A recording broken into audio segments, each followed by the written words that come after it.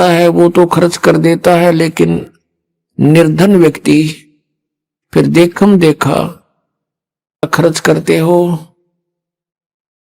जिसके पास पैसा है वो तो खर्च कर देता है, लेकिन निर्धन व्यक्ति फिर देखम देखा वो कर्जवान होता है।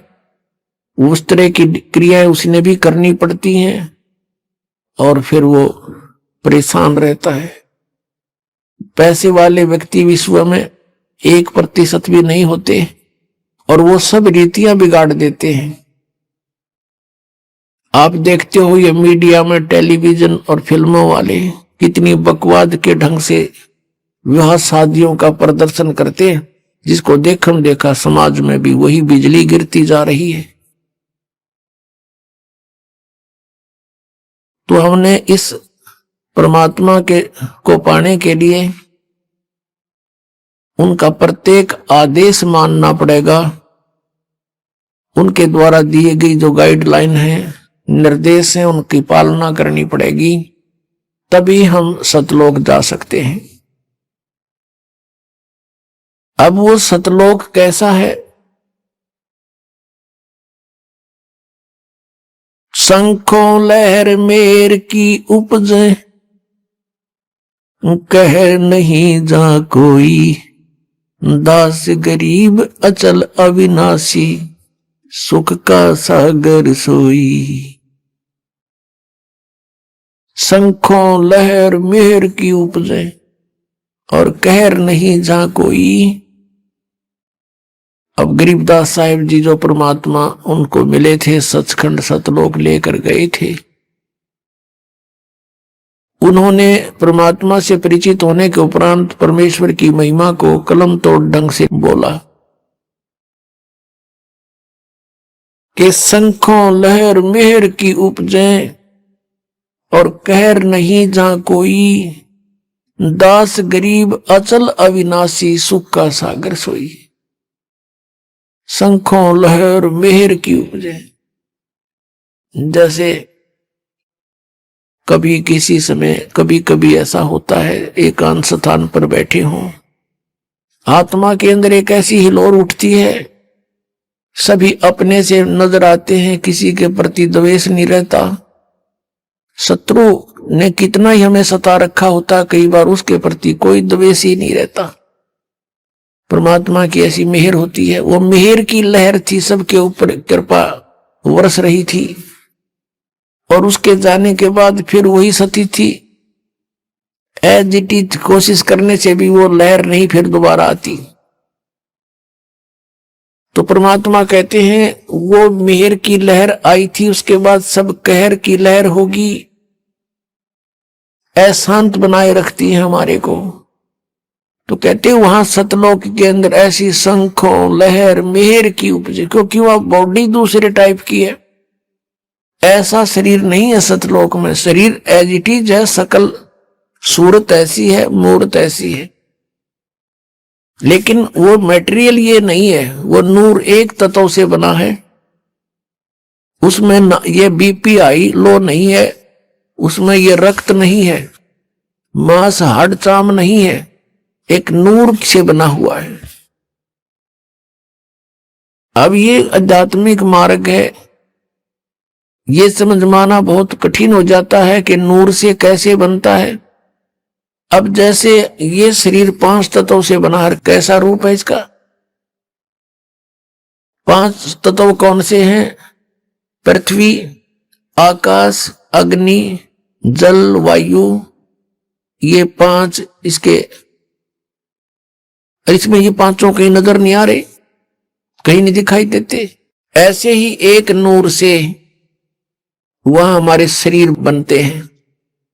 उनमें ना बीपी हाई होता, ना कभी लो होता, ना कैंसर होती, ना किसी प्रकार का कोई संसारिक झंझट, वहां कोई काम नहीं आपको। और यहां फुर्सत नहीं, यहाँ के देवताओं को भी 1 सेकंड की, सबकी गृहस्थी, सबके साथ यही खाना पीना, पेट भरना और धंधा करना। सारा जीवन प्राणी इस शरीर के पोषण में व्यतीत कर देता है।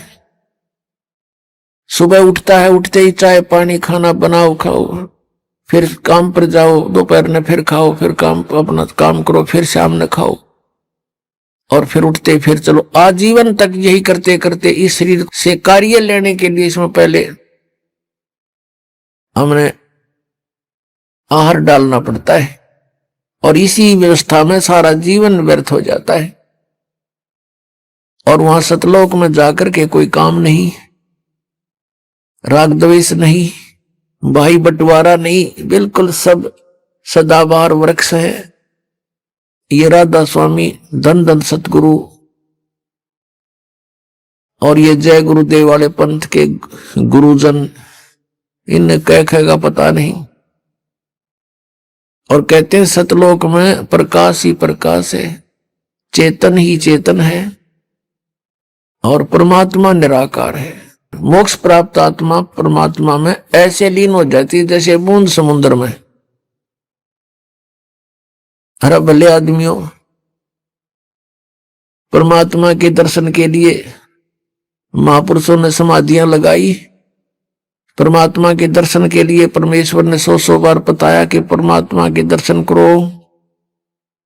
अरस कुर्स पर सवेत गुमट है, जहां सतगुरु का डेरा, सवेत मुकुट सिर छतर विराजै, और देखत ना उस चेहरे नु।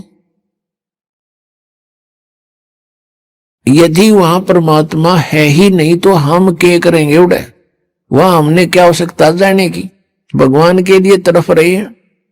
अब कोई कहे कि उस आश्रम में चलो बरवाला में, और फिर कोई कहे गुरु जी तो है नहीं वहां पर, निराकार ही निराकार है, फिर टिंडे लेना होगा, यहां आदमी क्या करेगा।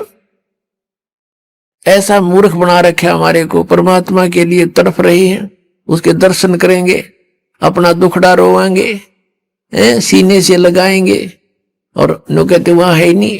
फिर रुचि भी बनी हुई है कि वहां जाने की, हद पाट जी कती कितने श्रद्धालु है।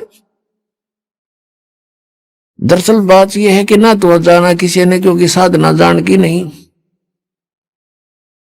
तो इस प्रकार ये अज्ञान है, और परमात्मा ने जो बताया है वो वास्तविक ज्ञान, तत्व ज्ञान है कि वहां पर सदाबहार वृक्ष है, बहुत सुंदर दूधों के सरोवर भरे हैं। ये जो यहां गंगा जल है, आपने देखा होगा गंगा नदी का जल, ये सतलोक से आया हुआ है। अब जैसे यहां आकर गिरता है, किसी ने दिखता नहीं, ये कहां से आ रहा है, इस पहाड़ से नहीं है। ये ऊपर से परमात्मा की व्यवस्था गुप्त रूप से आके यहां प्रकट कर दी जाती है। आजकल तो अंडरस्टूड है, विज्ञान ने बहुत कुछ करके दिखा दिया। आजकल यहां से फैक्स कर देते हैं, बीच में कुछ भी नहीं है, और आगे जाके पूरा मैटर सामने होता है, फिल्म भी आ जाती है। ऐसे ये सतलोक से आई थी। सतलोक से आकर सबसे पहले ये ब्रह्मलोक में गिरी, काल के लोक में। सब जगह इनके एक जटा कुंडली डैम बने हुए हैं, वहां से ओवरफ्लो होकर फिर वहां से चल पड़ती है, वास रूप बन करके फिर दूसरी जगह के बर्फ रूप धारण करती है, वहां से फिर ये मेल्ट होकर के जल बन जाती है, फिर आगे चलती। ऐसे ही यहां आकर के गिरी हुई है। तो ये एक रिहर्सल है कि वहां का मटेरियल खराब नहीं होता, पदार्थ कभी भी खराब नहीं होता। गंगा जल को आप कितने ही दिन तक रखो वो खराब नहीं होगा, उसमें गंदा नहीं होगा। और दूसरा आपको प्रमाण दिखाते हैं कि हम इस परमेश्वर की अमर वाणी का पाठ करते हैं, जो यहां यज्ञ होता है, और यहां पर ये जल रखते हैं। एक सिंपल जल होता है यहां आम टूटियों का भरा हुआ, और इसको फिर परमात्मा की वाणी इसके ऊपर चलती है। ये वाणी चलती है, मंत्र है भगवान के, ये सत्संग होता है, ये सब उसके ऊपर उस जल को अमृत बना देते हैं। गंगा से भी उत्तम बन जाता है वो। गंगा तो एक जल का काम करता है, और वो एक बहुत प्रबल अमृत बन जाता है। और उसको कितने दिन तक रखिए आप, कभी खराब नहीं होता। हमारे पास रखा है सन 1996 का, 1996 का ये अमृत रखा हुआ आज तक एक बोतल में, और एज इट इज है, तो जिस परमात्मा की चर्चा करने मात्र से जल भी अमृत बन जाता है, तो पुण्यात्माओं इस जो सत्संग हम करते हैं, परमात्मा की महिमा सुनाते हैं, अमृतवाणी बोलकर सुनाते हैं, इससे पशु पक्षियों पर भी प्रभाव पड़ता है, चींटियों पर भी प्रभाव पड़ता है, पौधों पर, वृक्षों पर भी प्रभाव पड़ता है, और इनको भी बहुत कुछ शक्ति प्राप्त होती है, और समय आने पर इनको ये काम देगी, इनको लाभ देगी। तो उस सतलोक के अंदर कोई पदार्थ खराब नहीं होता, सड़ता नहीं, गलता नहीं, और सदाबहार वृक्ष हैं, सूखते नहीं, और वहां कोई काम नहीं। परमात्मा की याद में आत्मा भीगी रहती है, मस्त रहती है, बहुत आनंद रहता है, चर्चा चलती है, ऐसे मंडलियां बैठकर बतलाती हैं, और नीचे के दुखों को देखकर आंखों में आंसू आते हैं कि कैसे रजा हुई परमात्मा, हम कैसे निकला इस गंदते हैं। वहां जाकर जब नीचे को देखते हो ना, इसमें सड़ांद आती है, इस 21 ब्रह्मांड में तो सड़ांद दुर्गंध आती है। गरीबदास साहिब जी ने लिखा है कि लख योजन तक जात है या दुनिया की गंध, दुर्गंध इस पृथ्वी लोक पर रहने वाले प्राणियों के अंदर से निकल रहे ये बदबू, कहते हैं 1 लाख योजन यानी 12 लाख किलोमीटर तक ऊंचाई तक इसकी बदबू जाती है, स्मेल, बैड स्मेल जाती है। तो पुण्यात्माओं,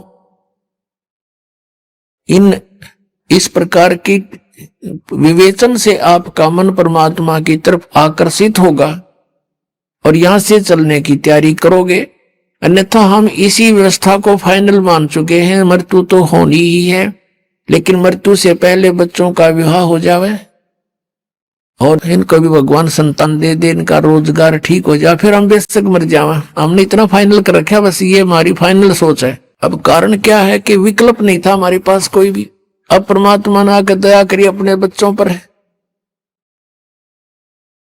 वो खजाना खोल दिया जो 600 वर्ष पहले परमात्मा ने कहा था, धर्मदास मैं आपको ये सारा ज्ञान बताऊंगा, लेकिन इस तत्व ज्ञान को अभी सार्वजनिक मत करना है। धर्मदास मेरी लाख दुहाई, ये सार नाम की तबार ना जाई, सार नाम बार जो पढ़ी, बिचली पीढ़ी हंस नहीं तरही। फिर कहा है कि धर्मदास मोरी लाख दुहाई, ये मूल ज्ञान कई बार ना जाई, मूल ज्ञान बार जो पढ़ी, बिचली पीढ़ी हंस नहीं तरही। मूल ज्ञान को तब तक छुपाई जब तक ये द्वादश पंथ मिट जाई।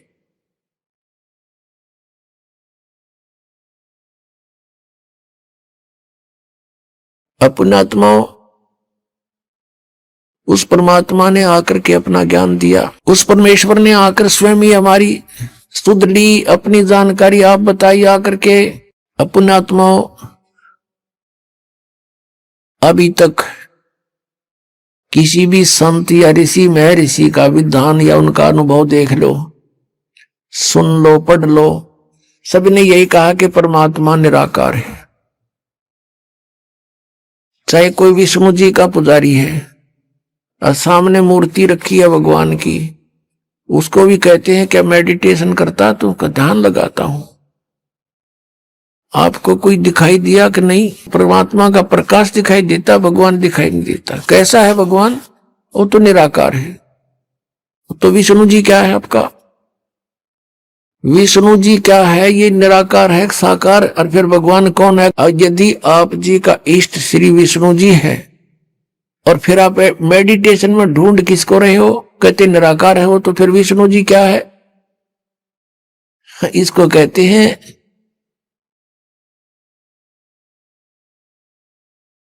मोती मुक्ता दर्शत नाही, ये जगह सब अंदरे, और दिक्कत के तैन चश्मिन का फेरा मोतिया बंदरे।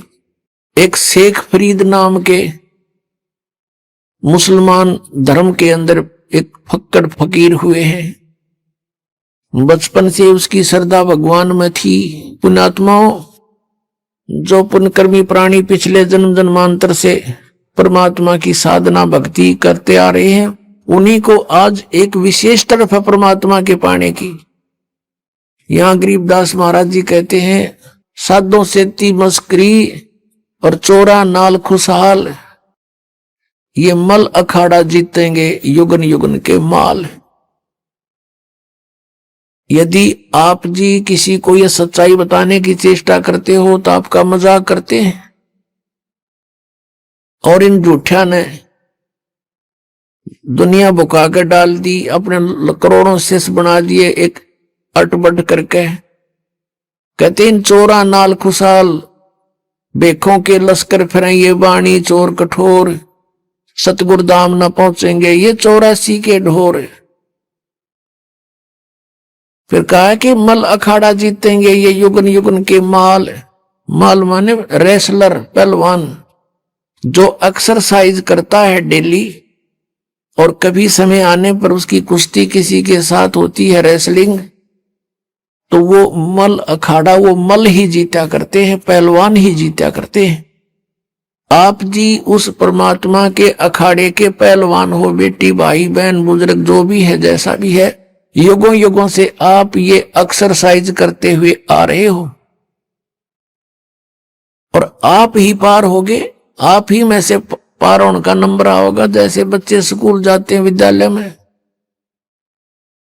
तो जो विद्यालय में जाते हैं उन्हीं में से पास होते हैं, और कोई जो पाली जाता है, गधा पबारी लेता है, बैठ कर सवारी करता है, स्कूल नहीं जाता है, तो वो पास नहीं होते हैं। आप ही पार होगे।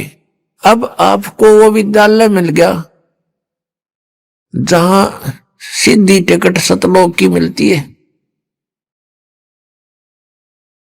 तो अब आप पिछले जन्म जन्मांतर से तपस्या साधना भक्ति जैसी भी पता लगा भगवान के लिए अवश्य प्रयत्नशील रहे हो, और तुम्हारे में से आज सिलेक्शन हो रहा है। आप कहीं भी गए हो, भगवान के लिए गए थे, किसी संत के शिष्य बने, या किसी मंदिर मस्जिद गुरुद्वारों में आपने जाकर साधनाएं की, कहीं गुफा में गए, कोई तप किया, कोई व्रत किया, परमात्मा के लिए प्रयत्नशील थे। आप पिछले जन्मों के पहलवान थे, मल थे, आप माल थे पिछले जन्म जन्मांतर के, लेकिन आपको दिशा ठीक ना मिली, जिस कारण से आत्मा आपकी भगवान बिना नहीं रह सकती। इस काल ने हमारे को मूर्ख बनाने के तरीके बहुत अपना रखे हैं। कोई शुक्रवार का व्रत रख के अपने आप को संतुष्ट मान रहा, रखे रहे। कोई सोमवार का व्रत रखता है तो बहुत अच्छा, रखे रहे, क्योंकि सैकड़ों समर्थक हैं। हाँ सही है, मैं भी करता हूं। और ये किसी को नहीं पता कि गीता जी के 16वें अध्याय के 23वें श्लोक में लिखा है कि शास्त्र विधि को त्याग कर जो मनमाना आचरण करते हैं उनकी न तो गति होती है, न कोई सुख प्राप्त होता है, न उनकी कोई सिद्धि प्राप्त होती है। यूजलेस। गीता जी अध्याय नंबर 16 के श्लोक 24 में तुरंत कहा है कि इससे तेरे लिए अर्जुन कर्तव्य और अकर्तव्य की व्यवस्था में सदग्रंथ ही प्रमाण है, नथिंग एल्स। किसी की दंत कथा पर मत विश्वास करना, जो अपने सदग्रंथों में लिखा है उसी में वे ऑफ वर्शिप सही है, फाइनल है। अब जैसे ये श्री कृष्ण जी के पुजारी पवित्र हिंदू धर्म में जितने भी पुण्यात्मा हैं, अब गीता जी को सिरोधार्य मानते हैं और नाम जपते हैं, हरे राम हरे कृष्ण राधे राधे श्याम मिला दे, ओम नमः शिवाय, ओम भागवते वासुदेव नमः, एवे नमः। ये पता नहीं कितने मंत्र बना रखे। गीता जी में है कोई मंत्र ऐसा? गीता जी में फाइनल फैसला कर रखे है। गीता जी अध्याय नंबर 8 के श्लोक नंबर 13 में कहा कि ओम इति एक अक्षरम ब्रह्म व्यवहारण मामनुसमरण ये प्रयाति तदन देहम सयाति परमाम गति। मुझ ब्रह्म का, माम ब्रह्म, मुझ ब्रह्म का केवल ओम इति एक अक्षरम, ये ओम एक अक्षर है, नथिंग एल्स, और कुछ नहीं। और उच्चारण करके सिमरण करने का, उच्चारण करके सिमरण करता हुआ जो अंतिम श्वास तक, शरीर छोड़ने तक इसका सिमरण करता हुआ छोड़कर जाता है, यह प्रयाति तदन देहम सयाति परमाम गति, वो परम गति को प्राप्त होता है। ओम से मिलने वाली परम गति, ओम से मिलने वाली श्रेष्ठ गति कौन सी है? ब्रह्मलोक प्राप्ति, क्योंकि ओम ब्रह्म का मंत्र है। गीता जी अध्याय नंबर 7 के श्लोक नंबर 18 में गीता ज्ञानदाता ब्रह्म श्री कृष्ण जी में बोल रहा है। वो कह रहा है कि ये उदार आत्मा है तो अच्छी, लेकिन ये मेरे वाली घटिया गति में ही आश्रित रहे। ओम से मिलने वाली जो सुविधा है, मोक्ष है, जितना कहते यो तो व्यर्थ है, घटिया है, अनुत्तम है। अनुत्तम क्यों है? क्योंकि गीता ज्ञानदाता स्वयं कह रहा है चौथे अध्याय के 5वें और 9वें श्लोक में, दूसरे अध्याय के 12वें श्लोक में, 10वें अध्याय के दूसरे श्लोक में, अर्जुन तेरे और मेरे बहुत जन्म हो चुके हैं, तू नहीं जानता मैं जानता हूं। तो इससे सिद्ध है कि जन्म मृत्यु ब्रह्म की भी और पुजारी भी फिर दुखी, जन्म और मृत्यु जैसा दुख नहीं पृथ्वी पर। इसलिए गीता ज्ञानदाता 18वें अध्याय के 62वें श्लोक में कहता अर्जुन तू सर्वभाव से उस परमेश्वर की शरण में जा, उसकी कृपा से ही तू परम शांति को और सनातन परम धाम को प्राप्त होगा। आप पुण्यात्माओं 17वें अध्याय के 23वें श्लोक में गीता जी में स्पष्ट किया है कि उस सच्चिदानंद घन ब्रह्म की पूजा यानी तत्ब्रह्म, उस परम अक्षर ब्रह्म की साधना का 3 मंत्र का जाप है, उसको प्राप्ति का। ओम तत्सत, ओम ब्रह्म का सरपुरुष भी कहते हैं इस ब्रह्म को, और तत् अक्षर पुरुष का वो सांकेतिक है, और सत जो है परम अक्षर ब्रह्म का। इनकी मजदूरी करनी है। इन तीनों की साधना से ही परमात्मा प्राप्ति, सतलोक प्राप्ति होगी। ओम और तत् सांकेतिक है, ये दोनों मिलकर 2 अक्षर का सतनाम बनता है। और तीसरा वो सार नाम है जो सत कहा है गीता जी अध्याय नंबर 17 के श्लोक 23 में। तो कहने का भाव ये है कि हम साधना करने का खूब कोशिश की हमने, अब पढ़े गीता और नाम ले हरे कृष्ण कृष्ण कृष्ण हरे हरे राधे राधे, कोई बात हुई या? बालकों का खेल बना रखा हमने, भगवान की तरफ जरा भी ध्यान नहीं दिया। गीता जी में है कहीं ये मंत्र, फिर जाप किस लिए कर रहे हो? परमात्मा का विधान है ये। यदि कहो कि तुम कि पुराणों में ऐसा लिखा है, पुराण क्या चीज है, गीता जी क्या शास्त्र है। चारों वेद पूर्ण परमात्मा ने, सत्य पुरुष ने इस ब्रह्म के अंतःकरण में फीड कर दिए थे। 5 वेद किए थे, 5 वेद, सूक्ष्म वेद भी जो परमेश्वर ने स्वयं आकर बोलना पड़ा, इसने नष्ट कर दिया फिर। और उसमें ऐसे फीड कर दिया जैसे उसका निर्धारित समय रख दिया, इतने समय के बाद वो अपने आप इसके श्वासों के माध्यम से बाहर निकलाए। इसने सारे के सारों को पढ़ा तो इसमें देखा कि जो 5वां वेद है उसमें पूरा निर्णायक ज्ञान है, कबीर इज गॉड, वो साकार है, मनुष्य दृश्य है, और उसकी भक्ति की विधि ये है, उसमें सारा कंप्लीट था। तो इसने 5वां वेद नष्ट कर दिया। 4 वेद जिसमें महिमा तो परमात्मा की है, लेकिन वे ऑफ वर्शिप नहीं है, उसमें पूजा की विधि नहीं है। वो 4 वेद अपने पुत्र ब्रह्मा को दे दिए। ब्रह्मा जी ने उनको पढ़ा, जैसा भी अभी तक इनके समझ में नहीं आ रहा है कि क्या कहानी है। तो ब्रह्मा जी से ही ज्ञान प्राप्त हुआ, किन्होंने? अन्य ऋषियों ने। तो उन अन्य ऋषियों का और साथ में ब्रह्मा जी का जो ज्ञान है वो पुराण है, और वेद ज्ञान है गॉड गिवन। जो गीता है, श्रीमद् भगवद गीता, ये भी वेद ज्ञान है। इसमें थोड़ी सी इसने अपना मिक्सर कर रखा है। गीता जी में जगह जगह इसने कुछ संकेत दिए हैं कि ये मेरा मत है, उसका मत छोड़कर बाकी सब वेद ज्ञान है। अपनात्माओं, वेद जो है ये परमात्मा का विधान है, आदेश है, संविधान है। और जो पुराण है उनमें किसी ऋषि या ब्रह्मा विष्णु महेश देवता का आदेश है, उनका अपना अनुभव है। तो हमने वेदों के अतिरिक्त किसी की भी आदेश की पालना नहीं करनी है। यदि हम परमात्मा के विधान के विरुद्ध किसी की आज्ञा का पालन करके साधना करते हैं तो शास्त्र विधि को त्याग कर मनमाना आचरण है।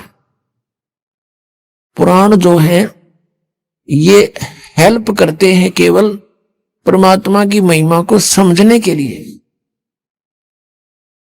लेकिन परमात्मा पाने का केवल गीता जी और वेद ही विधान है। और पांचवा वेद जो परमात्मा ने स्वयं आकर बोला, जो सच्चिदानंद घन ब्रह्म की वाणी कहलाती है, कबीर वाणी, वो उसमें सारे ही ज्ञान है, इंक्लूडिंग चारों वेद और साथ में गीता और पुराण, सभी उसमें इंक्लूड है। एक व्यक्ति था, उसका मित्र एक दरोगा था, SHO। उसने अपने मित्र से कहा कि मेरा जो पड़ोसी है साथ वाले मकान का, वो मुझे बहुत परेशान करता है, किसी तरह बाज नहीं आता है, मैं क्या करूं। अब SHO ने कहा कि मार लठ उसका माप देख लूंगा। पहले ऐसे समय थे। अब उसने अपने मित्र उस दरोगा जी का आदेश पालन करके अपने पड़ोसी से झगड़ा ठान लिया, लट्ठम लट्ठा हो गए, पड़ोसी मर गया। अब वो साथ वाले मकान का व्यक्ति मर गया तो उसको पकड़कर ले गया वही SHO जो उसका मित्र था, और कोतवाली में दे दिया और उसको सजा होगी, सजाए मौत होगी। अब उसने क्या गलती करी कि राजा का विधान है कि कोई किसी की हत्या करेगा उसको सजाए मौत दी जाएगी। उस व्यक्ति ने एक अधिकारी की आज्ञा का पालन करके और अपने साथी का लठ मार कर मृत्यु कर दी, राजा का विधान तोड़ दिया। अब राजा के विधान अनुसार उसको सजाए मौत होगी, वो अधिकारी कुछ नहीं कर सका। तो पुण्यात्माओं, हमने ऐसे जानना है कि जो वेद और गीता ये परमात्मा का विधान संदेश है, इसमें जो लिखा वही फाइनल है। इसके अतिरिक्त ऋषियों की, देवताओं की जो अपने अनुभव की बातें हैं वो हमने पूजा की विधि में स्वीकार नहीं करनी, क्योंकि वो एक अधिकारी का आदेश हो जाएगा, उसको पालन करने से भगवान का विधान खंड हो जाएगा और हम दोषी अपराधी हो जाएंगे। अब प्रश्न चल रहा है